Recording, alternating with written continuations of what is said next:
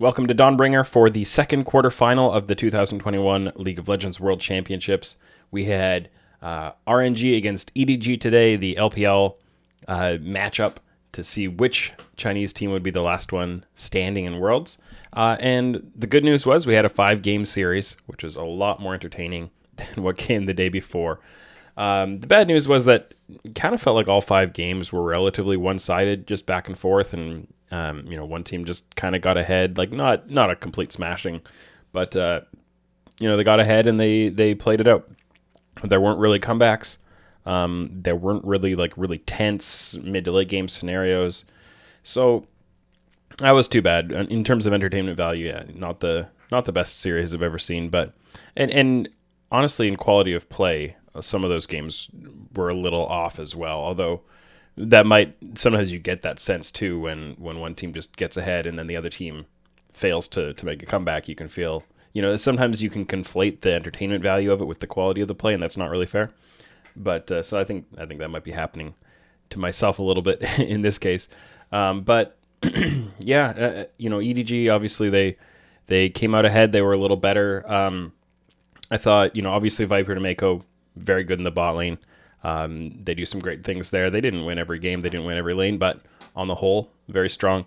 I thought the player that kind of stood out to me the most individually, and it might just be because I have a jungler bias, just to do with the way I think about the game and how that aligns with what the jungler's doing. JJ, I think, was a real standout to me today.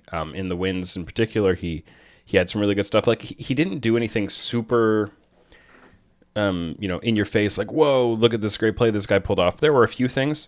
Obviously the Baron steals, 2 Baron steals in one game to kind of secure that one. What game was that? Game 3? Yeah, game 3. And then there was a really good counter gank. I think it was game 5, where he showed up and denied one of Wei's ganks and turned it around really well. Like, those were the kind of the standout moments, but more than that, it was just relatively like stable pathing, kind of being in the right place at the right time, being efficient. And Wei was the one on the other side who was trying to kind of skip some camps and look for interesting gank timings and so a lot of that comes on the EDG side, comes down to credit of not getting punished too badly by those creative attempts from Wei, and then JJ kind of capitalizes on it. But sometimes there's just a lot to be said for being stable and being, playing a straightforward game and it working out. And if your lanes, especially, it puts a little more weight on your lanes to have to pull their weight to do their jobs, and they did that. But on the whole, I felt pretty good about what JJ brought out. And yeah, I think there could be an interesting jungler matchup in the semis depending on who he faces up against. So I also want to just make a comment, and I don't think I have a whole lot to say today, but I want to make a comment about kind of the overall takeaways from this series going into the semis. And I think from the Western fans, a lot of the conversation is around what does this mean for, well, obviously we have to watch Cloud9 to play against Gen G, but what does this mean for whoever comes out of that series? What do we think about the level EDG is at? And for the first few games of this series,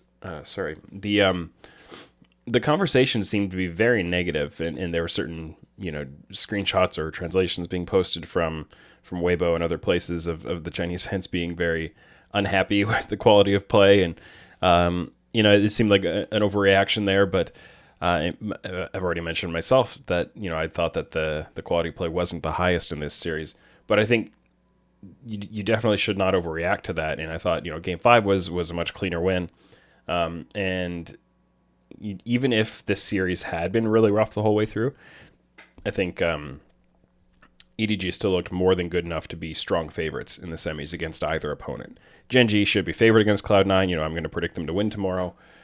But either way, I think if I had to really venture something, I would say Cloud9 have a higher chance to upset EDG than Gen G do, just because of the greater volatility in the way Cloud9 plays the game, which always comes with an increased chance of an upset. But yeah, I think EDG definitely still should be favored. And even if EDG don't feel good about the way they won this series, what really matters is that they won it, and they can move on, and they can prepare for the next one, and whether they did, whether they played one of the best series they've ever played, or whether they just, barely made it through and felt like they didn't really earn it.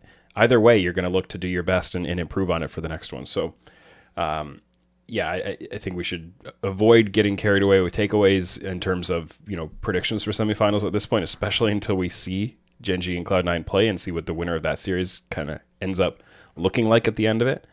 But I do think there is, a little bit of room to feel like, okay, there's some vulnerabilities there. They aren't this, clean and dominant team with no cracks in their armor kind of thing. So yeah, just some generic thoughts there to to think about. Fantasy did not work out.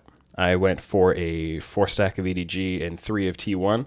And in retrospect, I should have gone. I was a lot more confident in a T1 3-0 than I was in a dominant EDG win. Like I might have predicted an EDG 3-1 if I was feeling confident. And so it was a mistake not going for 4 T1 players probably. But yeah, I mean, that's the way it worked out. I think EDG could have won this in 4 games, and maybe we would have ended up a little bit better that way. But going into the next one, I'll post up my picks on patreon.com/oracleselixir for the combination of the next 2 series, and I think there's a lot more interesting possible scenarios to play with those ones, whereas these ones I felt like they were... I felt like EDG were going to be more consensus favorites than they were. And then it turned out that there were definitely people out there predicting RNG to win, and it was a 5-game series, and I predicted a 5-game series, so, a little bit of cognitive dissonance on my part, maybe. But that's the way it worked out. So those are my thoughts from today. Again, I don't know. I don't feel like I have all that much to take away from this one. It was not the most dramatic, not the most exciting, but obviously it is a really big storyline. EDG making it to the semifinals for the first time in org history. Lots of other people will be talking about that and kind of sharing their insights on that and the historical perspective on it. So, so you can find some more narrative pieces on that. But those are I'm not the best person to provide that history, so I'll leave that to others to kind of relay that. Anyways, thanks for watching this, and tomorrow we've got Dom1 against Mad Lions. That should be hopefully very entertaining. A very, very clear favorite in that series, but I think it'll be a super entertaining series no matter, even if it's a 3-0. I think there'll be a lot of entertainment within the games. So let's look forward to that and hope that goes well. All right, thanks for watching.